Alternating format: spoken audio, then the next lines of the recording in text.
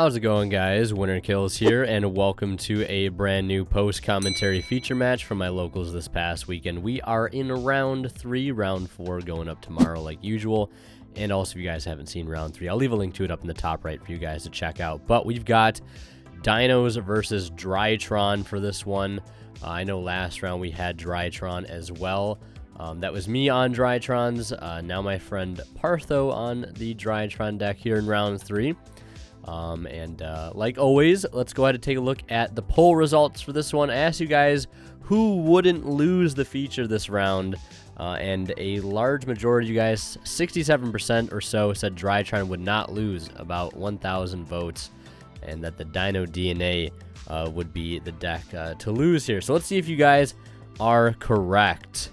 You guys tend to have a pretty good track record, but let's see if it holds up for this particular match. Dino is no slouch. We got Big Killer Jeff on the Dino deck, and you never know what to expect from his build. He was also featured on one of the first place locals profiles I posted a few weeks back. If you guys want to see that, I'll leave a link to it up in the top right so you can see what kind of madness this man is on. Getting started with Fossil Dig, of course, to add none other than Oviraptor. You've got essentially 6 copies of it. And on Resolution, we're going to see a main decked Droll and Lockbird from our Drytron Duelist here. Very, very interesting tech. I've been, back and forth on maining some hand traps in Drytron. I definitely have room for 3 hand traps in the main. It's just figuring out which 3 to play. I've been, going with Imperm, maybe Ash. I've already got Talons, so seeing Droll and Lock in the main is also pretty interesting. But our Dino player didn't need to really get any searches here because he's already got the double evolution pill in hand, banishing the Wind Barrier statue in Giant Rex. Giant Rex will attempt to return, but we're going to see that get negated with Herald of the Orange Light, sending another copy of itself to the grave to negate that monster effect. So that is going to prevent the Dolka from hitting the board, which is huge. I know myself as a Drytron player, running into a multiple monster negate body that's over 2k is a nightmare to deal with. So he'll stop it from coming out there, but he's going to set one after that. And our Drytron player just setting 2 and passing after that. You hate to see it, and it's met with Harpy's Feather Duster, setting the Meteonis as a bluff alongside a Called By. Not doing him too good there. And a set Droplet for our Dino player as well. So, yeah, just not a great opening for our Drytron player, and he ends up losing because of that.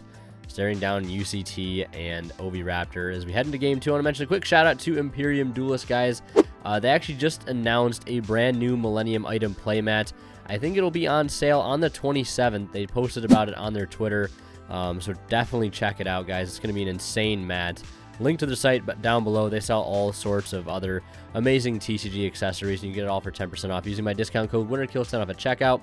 Support the channel in the process, and if you guys are buying anything on TCG Player, please do not forget to use my affiliate link to their site down in the description below. If you guys shop and check out using that link, a small bit of the revenue from your purchase will go right back into the channel and helps out a ton for cards that you're already buying. So yeah, definitely check that out. But our Drytron player, as expected, wanting to go first here, being the combo deck that it is. Best combo deck in the format, hands down. But you're going to see something a little bit different about our Drytron player, here in this video.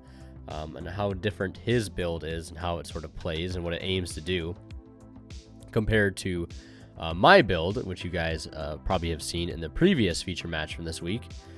So he's going to go ahead and, get a search off of the alpha for Ben 10, and then link for link Rebo, and then use the Ben 10, to tribute for Gamma, Gamma bringing itself out alongside Alpha, then triggering the effect of Ben 10 when tributed to add a light fairy from deck to hand, adding a beautiful ultimate rare Herald of Orange Light.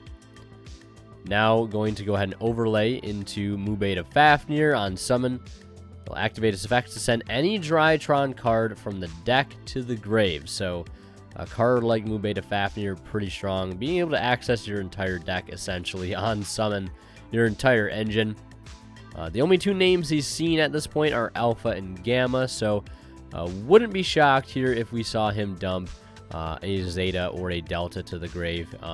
Does not have Meteonis access yet, which is something that you want to have access to, so we'll probably see him go ahead and dump Zeta here. You know, he could have grabbed Diviner too off of the Ben 10, but maybe trying to do his best to play around Droll Knockbird here with a bit of a different route. We're going to see him pitch Draconids for Zeta. That'll add Meteonis, Collector's Rares everywhere. You got to love to see it. Now we're going to see him activate Meteonis, tributing the Zeta off the field and detaching the Alpha from the Mubeta to summon Draconids in defense. And the important thing here is he drops it by 1,000 with the Meteonis to add back itself to the hand. The important thing about this is Mubeta Fafnir has a third effect that a lot of people don't remember or know that it even has one. It's while you control Machine Ritual monster, you know, when a spell or trap is activated, you can detach a material from Mubeta to negate the activation and destroy it. I don't even think you need to detach. I think you can just negate. It's an effect that I never resolve because I never try to set this play up, but I may try it going forward because I have been siding not Draconids but Quadrantids, the spell and trap removal guy. I've been siding him more recently, probably in the past week or so. So, you know, doing a little play like this might be something I start doing more in games 2 and 3. Because having a spell and trap negate and then, you know, having the Harpy's Feather Duster essentially is really, really strong together against any back row heavy decks, which, you know, Drytron may struggle against at some point. Or at least how I've found is a difficult matchup sometimes. He also has a set copy of Gozen Match, which is like really, really good against Dino. You might think, you know, it's not the greatest, but if they start with Obi Raptor, they cannot get UCT on field. They cannot get any babies on field. They can't get Pank on board, and they definitely cannot get the Animadorned Crocosaur, whatever it's called, onto the board as well to try to search. But speak of the devil, there it is, Pankratops starting things off for our Dino player. Now, another thing he's also got to worry about here is the actual effect of Draconids, which can basically, quick effects, I think, send 2 monsters the opponent controls if the monsters that were used for its summon equal 4,000 exactly, which is what happened. So it has that effect live. Pank is going to try to pop the Mubeta, which makes sense because the Draconids can't be targeted by monster effects, but that is going to be negated by Herald the Orange Light, pitching itself, and a copy of Eva, which is really good. Eva will banish both Ben 10 and Herald from the grave to add a copy of Diviner and Orange Light from the deck to the hand. Eva being one of the strongest cards in the archetype, at least the Fairy Engine, anyways, for the Drytron deck, allowing you to have essentially 1 negate turn into 2 more if you're playing, you know, on Ultimatus. Like, it's really, really good, especially if you have the graveyard set up for it. But we will see Fossil Dig get activated. No reason to negate the Fossil Dig, mainly because it's not a once per turn. So if you negate Fossil Dig and they have another, you basically just wasted an interruption. So no real need to do that. And the good thing about the Pankratops being gone is he does not have to worry about the Gozen Match getting popped by it. So essentially, if he has no other forms of spell or trap removal, the Gozen Match is going to stick to the field, which is exactly what our Drytron player wants. Yes, he's got Linkuriboh on the field, but, you know, sending off Linkuriboh at this point is not a big issue. If it means your opponent can't play the game either, we'll see Miscellaneous Source gets pitched to the grave, which, again, Gozen Match does not care about. He'll normal summon Obi Raptor. And we'll see what he does in response here. He doesn't have, you know, to, of course, chain the Gozen Match on the summon. But he might want to chain it here on the resolution because UCT is an inherent summon. That's not a card you want to let hit the field. So you might as well lock him into Darks only right now. And that's exactly what he'll do. Looks like he doesn't have anything to the activation.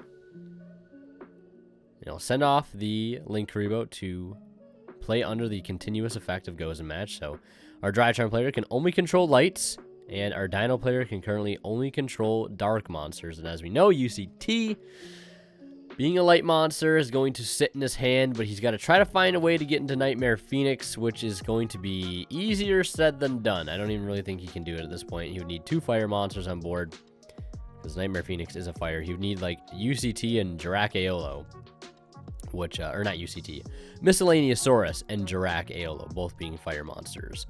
But that Miscellaneousaurus is currently chilling in the grave right now. And once he decides to banish it, there's really no way for him to get it back unless he resolves Coatlus's, like, other effect.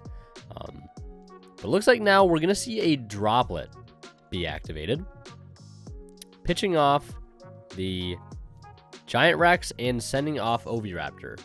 Now, this makes a lot of sense. Might as well try to clear your board, negate the other 2 interruptions on the field right now, and allow you to get to UCT,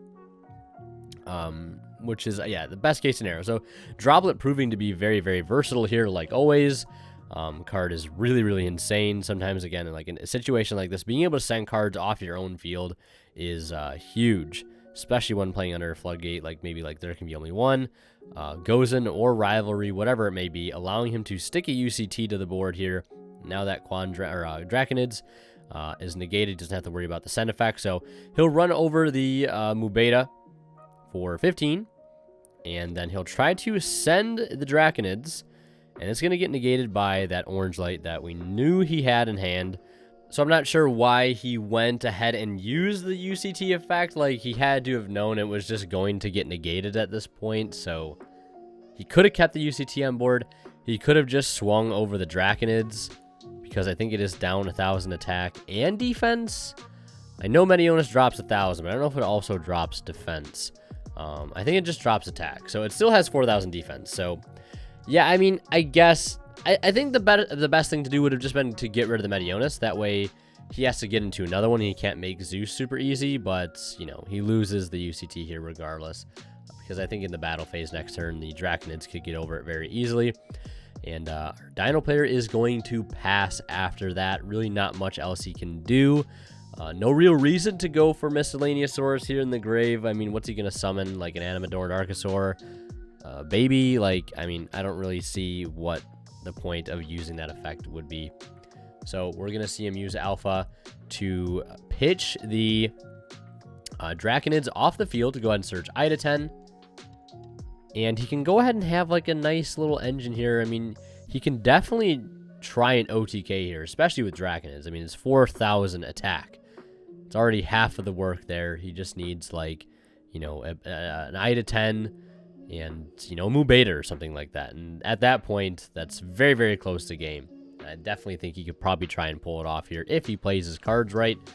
So Zeta will tribute the Ida 10 to bring itself out and go ahead and add a copy of Medionis.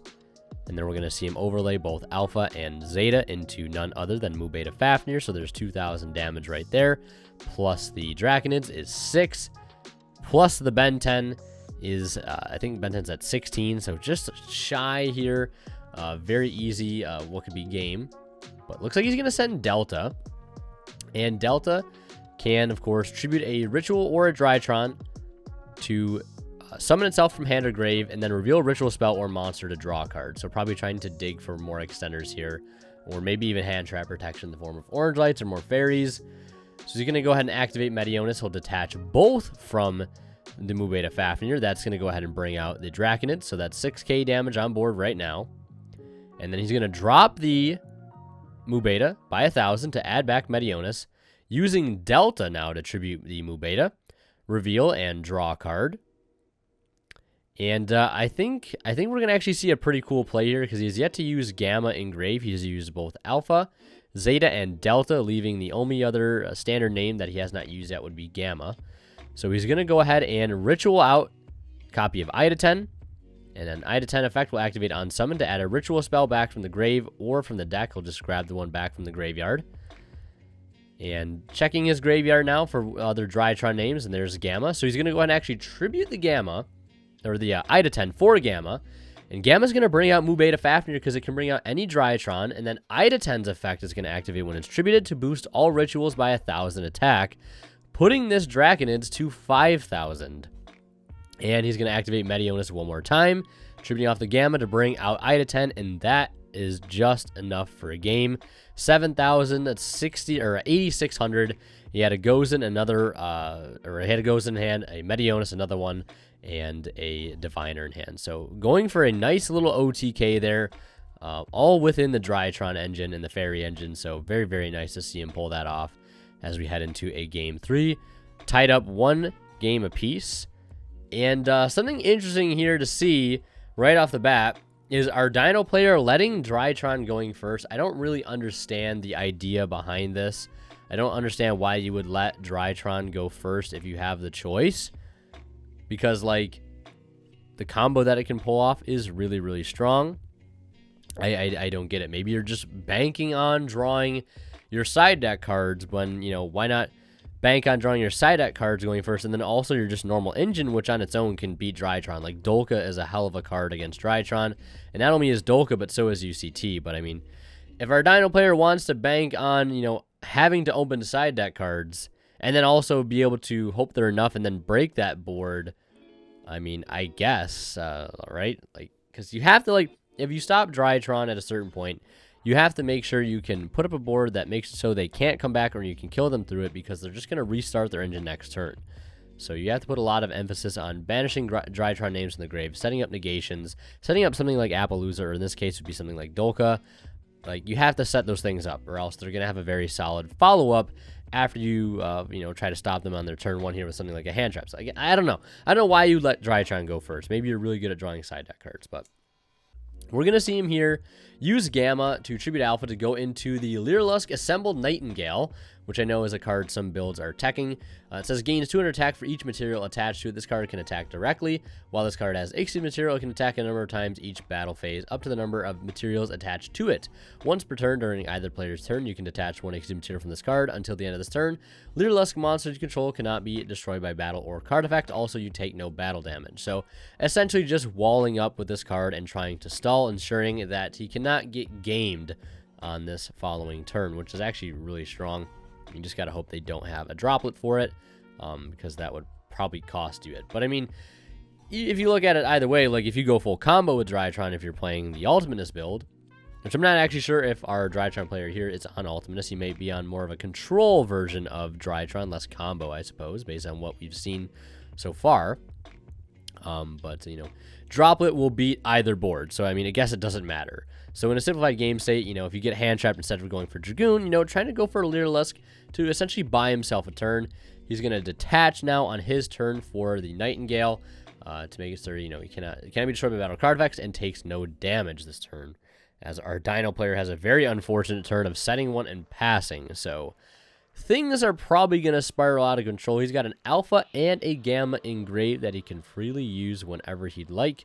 Those are, and he's got Ben 10 in hand too. I mean, we know he searched that the previous turn, but yeah, like, not looking too good here. I mean, he's starting his turn off with Gamma Ben 10, which is really, really strong. We'll go ahead and search a Light Fairy. I mean, he's adding Orange Light here, which you know what that means. If you're adding Orange Light, it means you have a way to use Orange Light. And on resolution of adding Orange Light, he tries to draw again.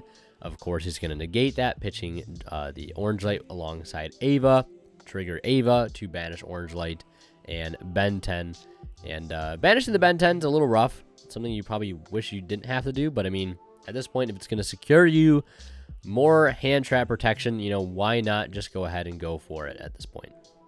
Oh yeah, one thing I want to look up real quick as from earlier is the Meteonis. I know I played Drytron myself, but yeah, it drops it by 1,000 attack. So that Draconid's a few, you know, or last game was at 4,000 defense still. So yeah, the Conductor was not going to get over unless he used the Send effect. So I think just attacking the Mu Beta was correct. But, you know, we're in game 3 here, and he is making Unicorn, spinning back the set monster, which probably was a baby Ceratosaurus. And now we're going to see him go ahead and use Alpha, tributing a Gamma, it looks like. And that's going to add a copy of Ida 10. He's going to go into Mu Beta Fafnir here. That's going to dump another Drytron to the grave. And I imagine we'll probably see him step up into Access Code here, which is a card I haven't played in Drytron for the entire time I've been playing it, mainly because I don't have an Access Code. I sold it many, many months ago when the card was, like, you know, actually decently priced, around $70. And I sold it then, and then it spiked up. And my friend let me borrow his for a tournament I went to last night, and it never came up. But I can definitely see how in, you know, past tournaments it would have come up over Borosword, which is what I'm playing at the moment. As he makes Access Code here, which is at 53, with the 2,000 for Mu Beta, and the Ida 10 is going to certainly be enough here if our Dino player does not have anything. And, you know, even if he did, he has an Orange Light in hand. So, Imperm would be really strong here, though, not going to lie. But either way, that's going to do it for this one. If you guys want to see more of my content, click on one of the videos popping up on the bottom of the screen right now. And as always, a special thanks goes to the Divine Level channel members who go above and beyond to support. And they are Cadillacs84, Pony Stark, and Keith Sidgers. Thank you guys so much for your extremely generous support of this channel.